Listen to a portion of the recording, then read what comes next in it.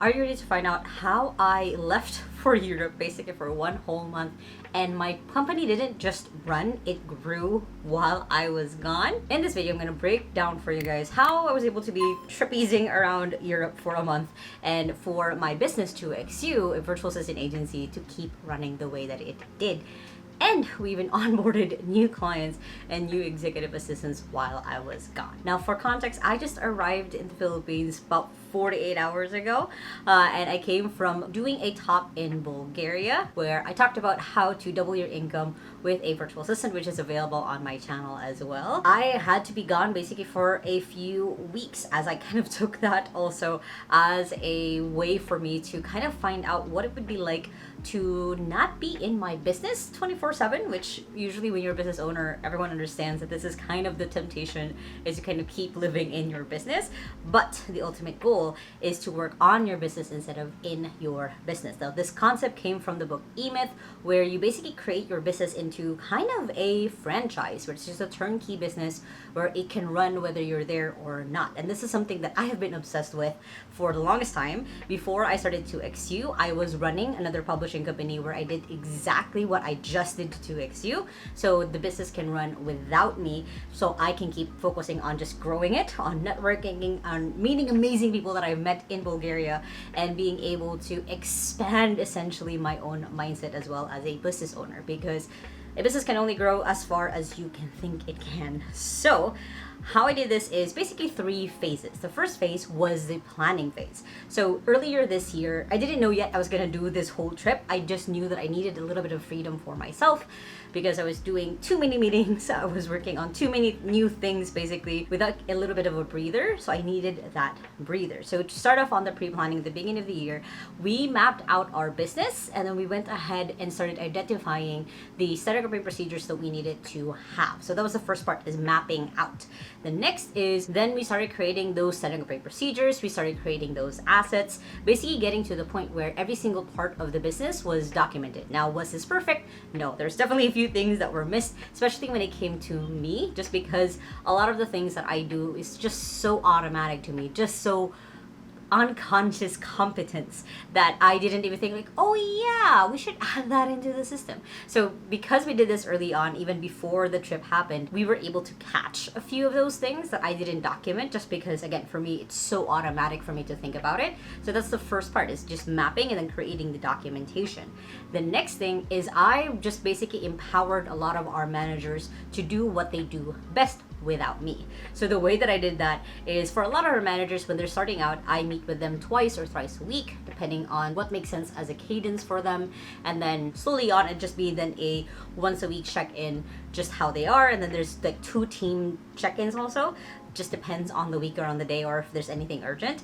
And basically then I took a step back. So I empowered them, I trained them as best as I can. If there were different situations that was happening with one team manager, for example, I would use that as an example for everyone else, so then they would also know what to do. So I empowered my team in being able to handle a lot of situations without me. Now the next, I had to map out for myself what needed to be prepped before I left. Now, the main thing was honestly this YouTube channel, because I knew that I wouldn't be able to film in a lot of places. And at the same time, I also knew I wanted to vlog basically my whole trip. So if you guys want to check that out, it is somewhere on my channel as well. But I went ahead and actually had my content calendar already filled up all the way to the end of June.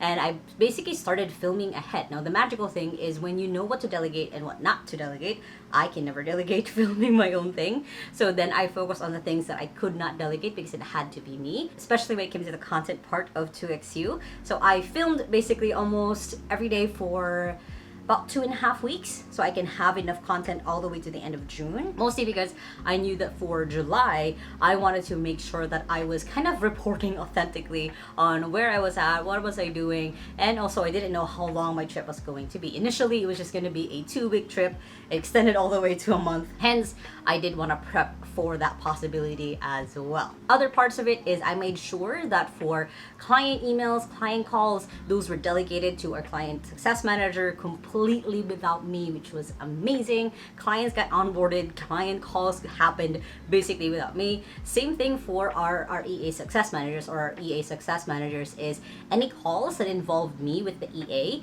they were already able to take care of, including onboarding new executive assistants as well. Now, I wasn't really that much involved in these anymore for almost basically since the start of the year, but I wanted to make sure that they were empowered to do those calls even without me there. So that was kind of part of it, is like, what would they need as I'm kind of not super online, mostly because by the time that their afternoon was my morning, so they wouldn't have access to me their morning because I'll be asleep. So I had to, in my head, prep them up so then if anything did come up, they'll be able to handle it themselves. So that was basically the prep part. So the next part is actually ongoing. When I left for my trip, it was June 11. We went to Italy for about a week and a half, Bulgaria a week and a half, and then Turkey basically for the rest of that time. So for that period, I did move a lot of my meetings basically that usually is in the morning Philippine time to afternoon Philippine time, so I can meet with my team on my afternoon.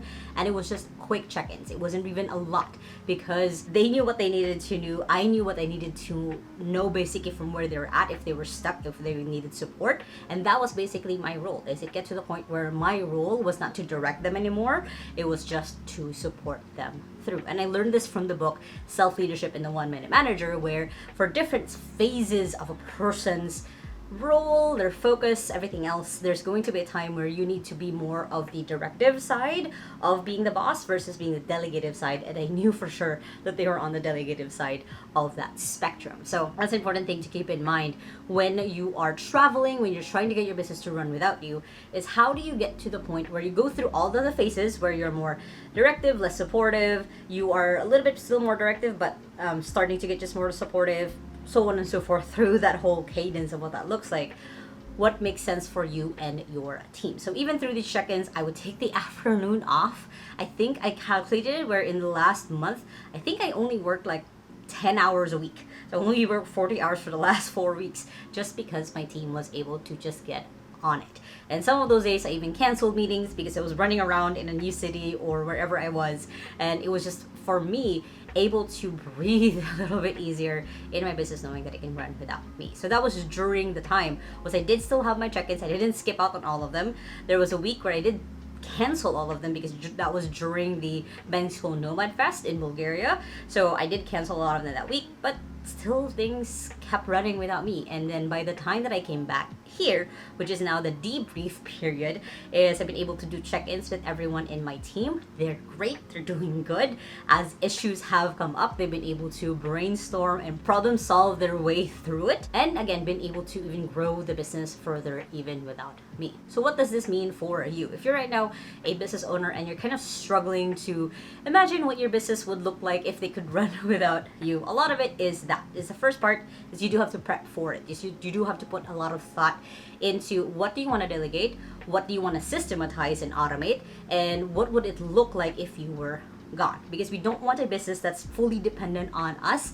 We want to get to a point where we do have a life basically while we have the business, not instead of the business while running the business. With the business we also have a life. So that's basically boils down into, again, those three of the tasks, systems, and what it looks like to basically kind of have a central brain, so then people can coordinate with themselves, work within themselves, and at the same time, again, give you that freedom. That is the reason why you built this business in the first place. Building a business doesn't have to be done just by yourself. You can start with an executive assistant. That's how I started out when it came to 2XU, is I started delegating things to assistant. Once that got full, we then hired for that specific role. Basically, every single time that we've had a role kind of outgrow me and my assistant, we would then start hiring for it, because we know that it shouldn't be us. Because growing a business is essentially also growing a team. It doesn't have to be just all of you. So hopefully that gave you guys a sense of what it's like to actually get a business to the point where it can run without you. It can even grow without you. That's kind of the ultimate goal. And know that you'll never really get bored, mostly because then you're working on the next thing. So for me, I'm developing essentially a business right now where it does exactly what I just talked about, where we would map someone's business, we would create their systems and assets and plug AI into it to make it a little bit easier and smoother for themselves and their team. So that only came about, that business, which I'm temporarily calling Create AI, that business basically came about because I got that freedom basically from just running 2XU, so I can now focus on growing 2XU and now starting to grow another business as well. I understand that it's hard to kind of cut a little bit of the guilt when it comes to going off on vacation or going on a break from your own business. but it's part of the process. You don't have to always grind. You don't have to be stuck where you are. You can have a little bit of freedom as well. Now, if you guys like this video, make sure to hit the thumbs up button right there and comment below, what's your dreams lifestyle look like? Mine was definitely that of like working in the morning and then running around in the afternoon through a new city. That's basically was my test to be able to make that come true for myself. And I saw like, yeah, this is the life that I want. Or it could be reverse for you. Your mornings are freed up and you meetings with your team in the afternoon. I would love to know. And if you still haven't yet, make sure to hit the subscribe button right there so you don't miss any of my videos every Sunday and Thursday on how to work from home and how to have a business from home, which you guys can check out those two playlists right here and the latest video right here. I hope you guys have an amazing day, and remember that small steps matters, and I'll see you in the next video. Bye!